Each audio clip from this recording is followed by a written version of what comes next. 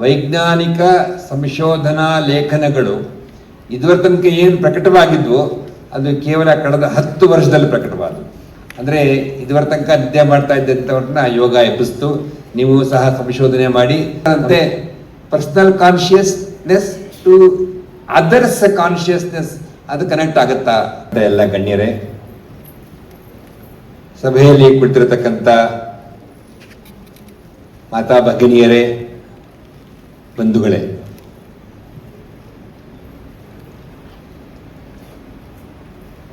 ಕಳೆದ ತಿಂಗಳಷ್ಟೇ ನಾವು ವಿಶ್ವ ಯೋಗ ದಿನವನ್ನು ಆಚರಣೆ ಮಾಡಿದ್ವಿ.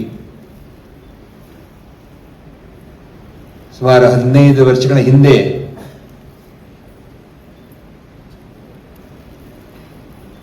ಇದರ ಬಗ್ಗೆ ಪ್ರಸ್ತಾಪ ವಿಶ್ವದಾದ್ಯಂತ ನಡೀತು.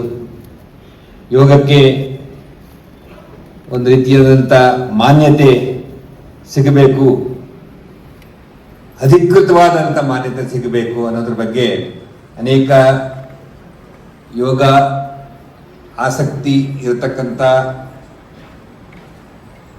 ನೇತಾರರು ಅನೇಕ ಕಡೆ ಇದರ ಬಗ್ಗೆ ಪ್ರಸ್ತಾಪ ಮಾಡಿದರು.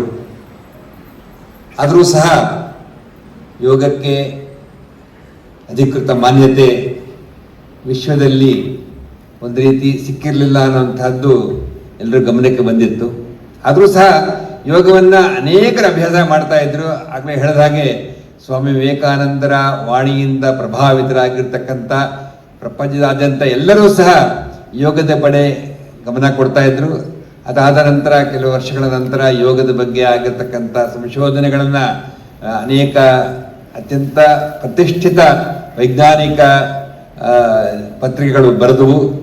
ಯೋಗಕ್ಕೆ ಒಂದು ರೀತಿಯಾದಂಥ ಸ್ಥಾನ ಸಿಕ್ಕೇ ಇತ್ತು.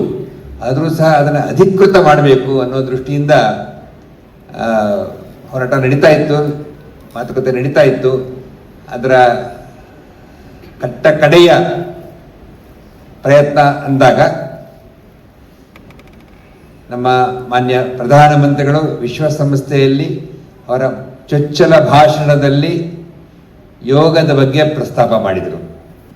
ಅದು ಮಾಡಿದ ನಂತರದ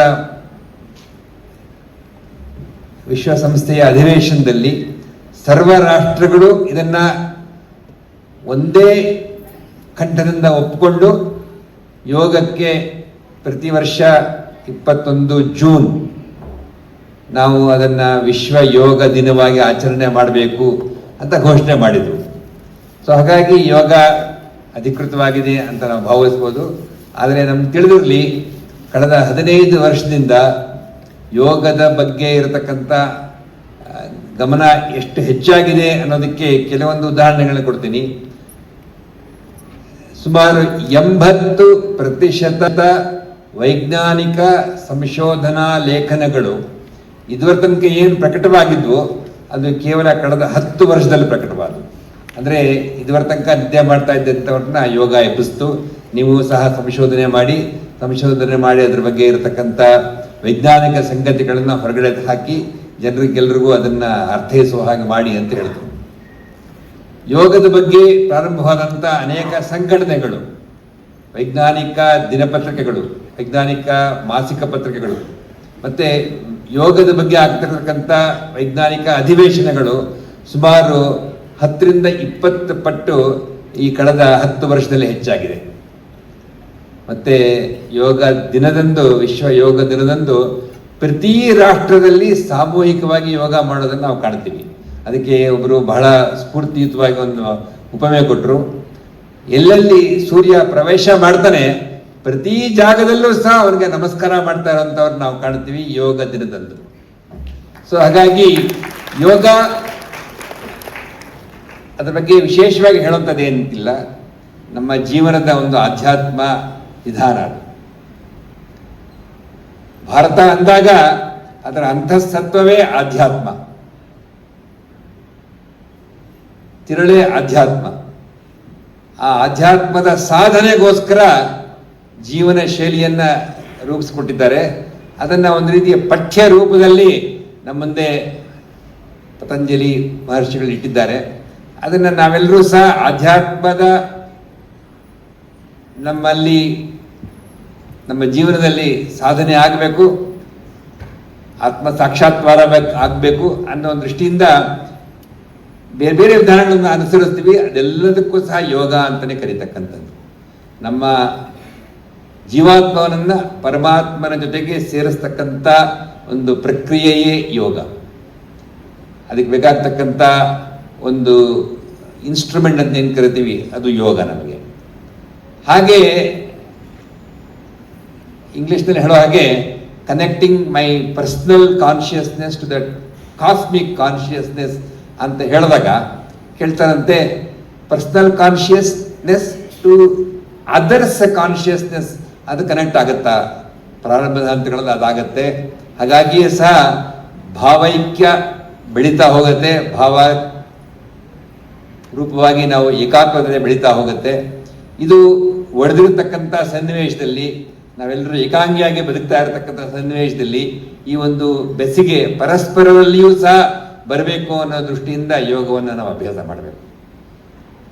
ಆ ಒಂದು ಪ್ರಾರಂಭಿಕ ಲಾಭಗಳೇನಿದೆ ಯೋಗದಿಂದ, ಅಧ್ಯಾತ್ಮದ ತುತ್ತ ತುದಿಯ ಸಮಾಧಿ ಸ್ಥಾನಕ್ಕೆ ತಲುಪುವಂಥದ್ದು ಭಾಗ ಬೇರೆ. ಪ್ರಾಯಶಃ ನಮಗೆ ಅನೇಕರಿಗೆ ಆ ನಿಟ್ಟಿನಲ್ಲಿ ಸಂಪೂರ್ಣ ಯಶಸ್ಸು ಸಿಗದೇ ಇರ್ಬೋದು. ಆದರೂ ಸಹ ನಮಗೆ ಎಲ್ರಿಗೂ ಸಹ ಡಾಕ್ಟರೇಟ್ ಸಿಗದೆ ಹೋಗ್ಬೋದು. ಹೈಸ್ಕೂಲ್ ಮಿಡ್ಲ್ ಸ್ಕೂಲ್ ಪಾಸ್ ಆಗುವಂಥ ಸಂದರ್ಭವೂ ಸಹ ನಮಗೆ ಸಿಗುತ್ತೆ ಯೋಗವನ್ನು ಅಭ್ಯಾಸ ಮಾಡೋದ್ರಿಂದ. ಮನಸ್ಸಿನ ಬೇರೆ ಬೇರೆ ಅಸ್ವಾಸ್ಥ್ಯತೆ ಉಂಟಾದಾಗ ಯೋಗವನ್ನು ನಾವು ಪ್ರಯೋಜನ ಮಾಡಿರ್ತಕ್ಕಂಥದ್ದು ಉಂಟು, ಅದರಿಂದ ಲಾಭವೂ ಆಗಿರತಕ್ಕಂಥದ್ದು ಉಂಟು. ಯಾರಿಗೆ ಸ್ವಾಸ್ಥ್ಯ ಚೆನ್ನಾಗಿದೆ ಅವರಲ್ಲಿ ಸ್ವಾಸ್ಥ್ಯವನ್ನು ವೃದ್ಧಿ ಮಾಡತಕ್ಕಂಥ ಮತ್ತು ಎಲ್ಲ ಕಾಲಕ್ಕೂ ಸಹ ಧೃತಿಗೆಡದೇ ಇರತಕ್ಕಂಥ ಒಂದು ರೀತಿಯ ಮನೋಸ್ಥಿತಿಯನ್ನು, ಮನೋಶಕ್ತಿಯನ್ನು ತುಂಬತಕ್ಕಂಥ ಯೋಗದ ಪ್ರಯೋಗ ನಾವು ಲಾಭವನ್ನು ಬಳಸ್ಕೊತಾನೆ ಇದ್ದೀವಿ. ಒಂದು 2-3 ಸಣ್ಣ ಸಣ್ಣ ಉದಾಹರಣೆಗಳನ್ನು ಹೇಳಿ ಹೇಗೆ ನಮ್ಮ ಶಾರೀರಿಕ ಮಾನಸಿಕ ಸ್ವಾಸ್ಥ್ಯಕ್ಕೆ ಯೋಗ ಲಾಭಕಾರಿ ಅನ್ನೋದಂದ್ರೆ ಒಂದು 2-3 ಸಣ್ಣ ಸಣ್ಣ ಉದಾಹರಣೆಗಳನ್ನ ಹೇಳ್ತೀನಿ. ಅದು ವಿಶೇಷವಾಗಿ ಮಿದುಳಿಗೆ ಸಂಬಂಧಪಟ್ಟಂಥ, ನರ ವಿಜ್ಞಾನಕ್ಕೆ ಸಂಬಂಧಪಟ್ಟಂಥ 1-2 ಉದಾಹರಣೆಗಳನ್ನ ಹೇಳ್ತೀನಿ.